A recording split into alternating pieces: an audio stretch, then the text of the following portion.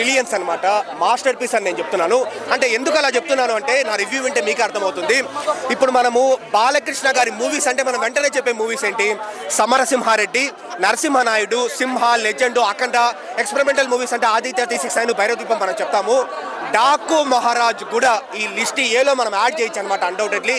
So మనకంత బాగుంది movie. అంటే స్టోరీ లైన్ వచ్చేసి అంత కొత్తగా ఉంటుందని నేను చెప్పను. అంటే మంచి స్టోరీ లైనే వాటర్ ఇష్యూ పైన తీసుకున్నారు. ఎగ్జిక్యూషన్ కావచ్చు, సినిమాటోగ్రఫీ కావచ్చు, నిజంగా నెక్స్ట్ లెవెల్లో ఉందన్నమాట. వర్సటైల్గా ఉంటుంది. ఇప్పటి వరకు మనం బాలకృష్ణ గారి మూవీస్లో చూడని విధంగా ఉంటుంది అనమాట ఎగ్జిక్యూషన్ అయితే. సో చాలా బాగుంటుంది. అండ్ బ్రో అంటే ఈ డాకు మహారాజ్ సినిమాలో మనకు లార్జర్ దాన్ లైఫ్ హీరోయిజం ఉంటుంది, ఇంటెన్స్ యాక్షన్ ఉంటుంది, పవర్ ప్యాక్డ్ డైలాగ్స్ ఉంటుంది, ఎలక్ట్రిఫైయింగ్ పర్ఫార్మెన్స్ ఉంటుంది, అండ్ మోర్ దాన్ ఎవ్రీథింగ్ మనకు ఒక బ్యూటిఫుల్ ఎమోషన్ ఉంటుంది అనమాట. ఒక మేనమామ మేనకోడలు ఎమోషన్ ఉంటుంది.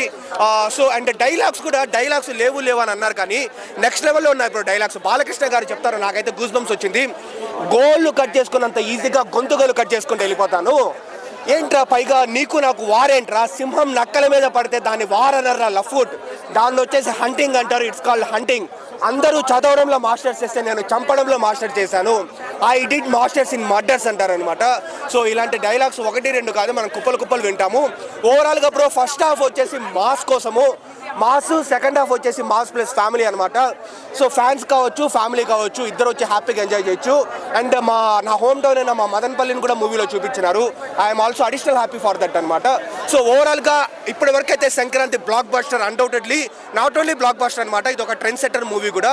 సో హ్యాపీగా వచ్చి అందరూ చూడొచ్చు, ఫ్యాన్స్ అండ్ ఫ్యామిలీ. చెప్తా ఉంటారు కదా ఏంటంటే రజనీకాంత్కి బక్కోడు, బాలకృష్ణకి వచ్చేసి బండోడు అని అంటూ ఉంటాడు కదా, ఆ లెవెల్లో ఉంది బీజిఎం. సో హ్యాపీగా చూడొచ్చు. అండ్ డైలాగ్స్ కూడా నెక్స్ట్ లెవెల్లో ఉన్నాయి. గోళ్ళు కట్ చేసుకున్నంత ఈజీగా గొంతుగోలు కట్ చేసుకుంటా పోతా, వారేంట్రా సింహం నక్కల మీద పడితే దాన్ని వారరా లఫ్ట్, హంటింగ్ అంటారు, ఇలా చెప్పే డైలాగ్స్ అన్ని కూడా బాగుందన్నమాట.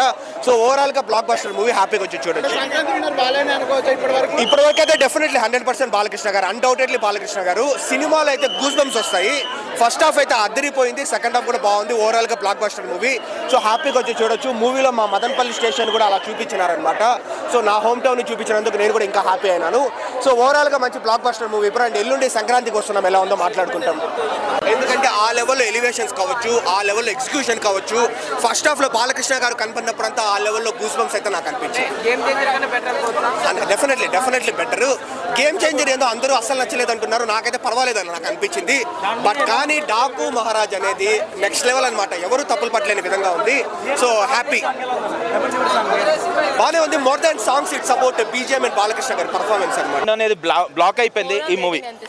Out of 5 4.5. చాలా బాగుంది.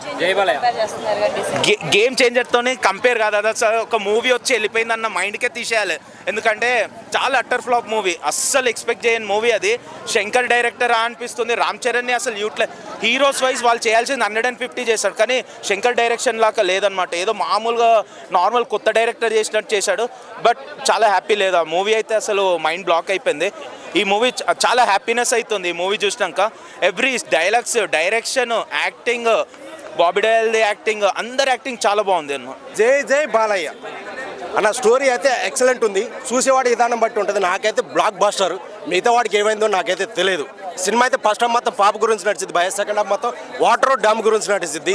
సీతారాం క్యారెక్టర్, మన డాకు మహారాజ్ క్యారెక్టర్ అయితే బాలయ్య ఎక్సలెంట్ చేశాడు. మనందరం అనుకుంటాం డబుల్ యాక్షన్, కానీ డబుల్ యాక్షన్ కాదు, సింగిల్ యాక్షనే. మన దబడి బేబీ సాంగ్ అంటున్నారు కదా మీరు, సాంగ్ బాగుంది. అది మీరు తప్పుగా చూస్తే తప్పు, రైట్గా చూస్తే రైట్ భయ. మిగతా క్యారెక్టర్ అయితే ఎక్సలెంట్ ఉండే. మ్యూజిక్ కానీ ఇక్కడ సౌండ్ ఇవ్వట్లేదా, తమన్ గారు సౌండ్ ఇవ్వలేదా నాకైతే తెలియట్లేదు భయ. కానీ థియేటర్ వాళ్ళకి చెప్పాలి సౌండ్ ఇవ్వమని. మ్యూజిక్ అయితే ఎక్సలెంట్ ఉంది. తమన్ గారు ఇలాంటి మ్యూజిక్ ఎంతో ఇవ్వాలని మనస్ఫూర్తిగా